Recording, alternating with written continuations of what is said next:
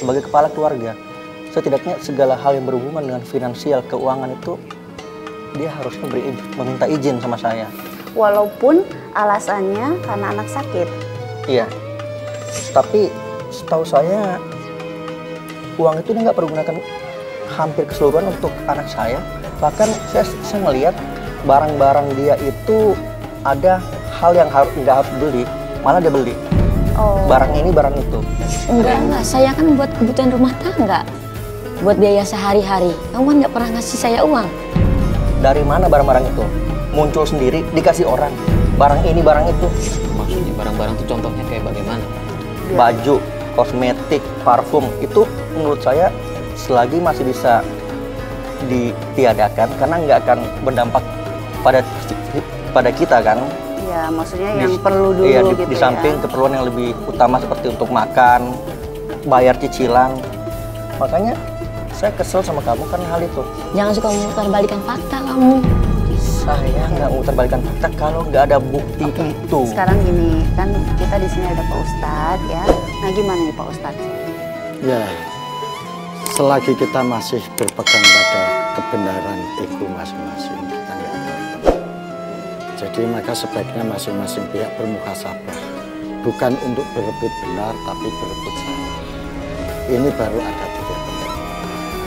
Ibu coba akui, tanya pada diri sendiri, iya, aku memang salah. Pinjam uang tidak izin, gitu ya, kepada suami, sehingga menimbulkan kesan tidak menghargai suami. Kemudian suami juga berpikir, oh iya, berapa sih selama ini yang kita berikan belanja kepada istri, berapa sih kebutuhan yang sudah kita berikan, apakah mencukupi itu. Ketika dia beli kosmetik, beli ini itu, jangan-jangan ini pengen nyenengin saya supaya saya terlihat lebih cantik, lebih indah, sehingga merelakan untuk tidak makan demi itu, sehingga khusnudon ini yang bisa akhirnya mendekatkan masing-masing pihak. Sekarang kalau boleh saya tahu, Mas Tio itu sekarang ini masih bekerja? Saya di rumah aja. Kenapa tuh alasannya nggak bekerja? Sebenarnya kemarin-kemarin saya udah coba usaha kesana kemari, cuman belum rezeki. Akhirnya saya putuskan untuk coba ambil motor di leasing untuk ngojek. Karena saingannya banyak, pendapatannya pun pas-pasan. Ditambah dia ini orangnya cemburuan, curigaan. Setiap saya bawa penumpang cewek, dia nuduh saya nggak jelas. Nuduh ini, nuduh itulah. Jadi saya serba salah kan, saya nggak nyaman. Tapi yang dikatakan Mbak Mika ini bahwa mesra-mesraan itu benar di motor dengan wanita? Nggak benar, Mbak. Itu saya rasa hal yang wajar pada saat saya dapat penumpang cewek, dia hanya megang pinggang saya. Apalagi pada saat dia minta saya ngebut karena dia ada kerjaan yang harus dikejar, otomatis dia pegangan sama saya dong. Dan mungkin pada saat itu dia ngelihat saya. Lah memang kamu selingkuh, bukannya dipakai buat kerja malah kamu buat selingkuh. Tapi nyetor uang juga kepada istri? Kalau mengenai itu, saya terkadang ngasih dikit aja karena selain untuk operasional, makan, saya juga kan harus nyiapin untuk bayar angsuran. Lihat aja. Tapi benar, kayak gitu. Mas Tio, ini mumpung kita cari solusinya ya. Iya. Tapi boleh jujur nggak, Mas Tio? Di sini, Mas Tio, katakan sejujur-jujurnya, memang tidak ada hubungan atau bagaimana? Nggak ada hubungan apa-apa. Jadi memang dari beberapa pelanggan saya itu ada kedekatan karena merasa nyaman dengan saya, sehingga mereka untuk melakukan aktivitas sehari-hari langsung menghubungi saya. Dan mungkin pelanggan itu yang tetap ya. Iya, itu yang salah diartikan sama dia. Ya. Masing-masing pihak punya excuse untuk ngomong. Ya. Masing-masing pihak punya argumen, punya alasan, punya kata-kata untuk menyembunyikan perasaan. Dan itu yang tahu hanya masing-masing pihak. Makanya sebaiknya dikembalikan pada diri masing-masing. Saya bisa ngomong bahwa saya nggak ada hubungan, tapi hati kecil kita. Ya. Ibu ini juga seperti itu.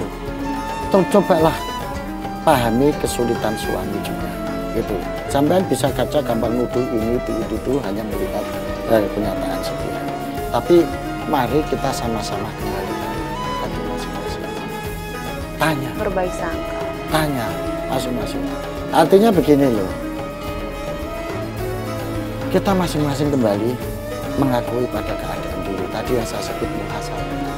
Di sini yang diperlukan bukan pengakuan verbal, tapi adalah kejujuran. Maka masing-masing pihak harus mengakui kesalahan, bermuhasabah pada diri, mengevaluasi kekurangan. Yang lain mengakui kelebihan yang lain, mengakui kekurangan diri. Yang lain mengakui kekurangan diri, mengakui kelebihan orang lain. Hanya dengan cara itu kehidupan berumah tangga ini berjalan dengan baik, kerjasama bisa berjalan dengan utuh. Kalau masing-masing mengunggulkan kelebihan diri, kemudian menutupi kelebihan diri, mengunggulkan diri sambil membesarkan kesalahan yang lain dan menutupi kebesaran yang lain. Jadi berantakan nantinya ke depannya. Jadi rumusnya begini Mas Rio ya. Nah, akui kesalahan diri, akui kebesaran pasangan. Ibu juga begitu. Akui kesalahan diri, akui kelebihan suami. Apapun bentuknya ini suami ibu. Ini pilihan ibu. Ini adalah pimpinan rumah tangga ibu. Bagaimanapun bentuknya harus dihormati, harus dihargai. Bapak juga begitu. Sebagai kepala rumah tangga, juga bagaimanapun sesalah apapun istri, Bapak punya tanggung jawab untuk mendidik, membenahi dengan komunikasi yang baik, dengan cara yang baik. Karena yang dibutuhkan adalah perbaikan dan tumbuhnya kesadaran. Ya. Bukan gitu. Mas Rio, ini Mbak Tika juga, ini saya mau tanya ya, biar kita dapat solusinya benar-benar setelah pulang dari sini, Ya. jadi enak nih menjalankan kembali. Ya. Jadi ibaratnya buka lembaran baru. Betul. Dari Mas Tio sendiri, keinginannya sekarang seperti apa dengan istri? Sebenarnya keinginan saya sama mungkin seperti dia, apa yang dia inginkan. Saya masih ingin bertahan sama dia, membina keluarga, terus membesarkan anak-anak kami. Tapi situasi kami sekarang itu cukup sulit untuk mempertahankan itu. Karena ya pertama karena masalah utang piutang itu. Kami sampai sekarang itu kebingungan bagaimana menyelesaikan utang itu. Sementara dari orang itu tiap bulan itu jika kita nunggak membayar, utangnya semakin meningkat. Alasannya karena nunggak jadi bunganya makin besar. Saya minta, karena Ibu Mika ini sudah melakukan kesalahan pada suami bagaimanapun, ya, maka kalau bisa Ibu Mika mohon maaf pada suami, ya, berjanji memperbaiki lagi perilaku, perasaan dan lain sebagainya. Demikian juga suami mohon dimaafkan istrinya.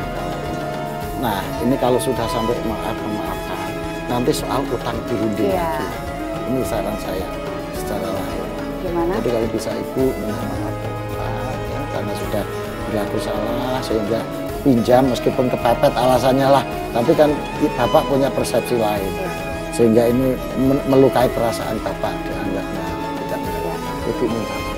Coba saling memaafkan sekarang Ibu Tika, biar Mohon pulang maaf, dari Bu. sini lebih baik lagi rumah tangganya, lalu menyelesaikan yang lainnya, solusinya seperti jadi, apa nanti dibicarakan. Kalau masing-masing nggak kompak ini susah gitu. Iya. Tapi kalau kompak insya Allah akan diselesaikan. Coba. Rezeki juga akan mengalir datang.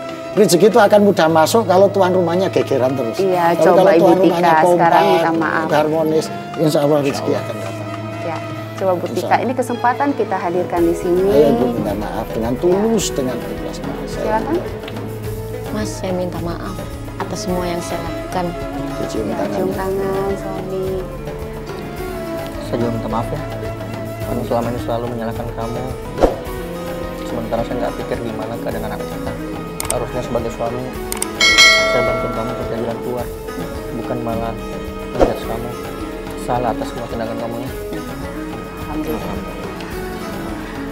Insya Allah rezeki akan datang. Insya Allah. Amin. Kalau Mas kompak. Banyak Terima sekali kasih, ya Pak yang bisa kita dapat dari pelajaran di sini, Ustadz, dari permasalahan Ibu Wika dan juga Bapak Tio di sini. Ini kan pembelajaran buat kita semuanya ya, Mario ya, dan juga Pak Ustadz, terima kasih ya. Pada pagi hari ini kita dapatkan banyak pembelajaran. Semoga rumah tangga Mas Rio dan juga Mbak Tika lebih baik lagi ya. Ya. Amin. Baik pemirsa Tawakal, sampai di sini dulu acara pada pagi hari ini. Saya Mario Wiris dan rekan saya Angel Elga pamit undur diri. Wabillahi taufik wal hidayah. Wassalamualaikum warahmatullahi wabarakatuh. Waalaikumsalam warahmatullahi wabarakatuh. Bu.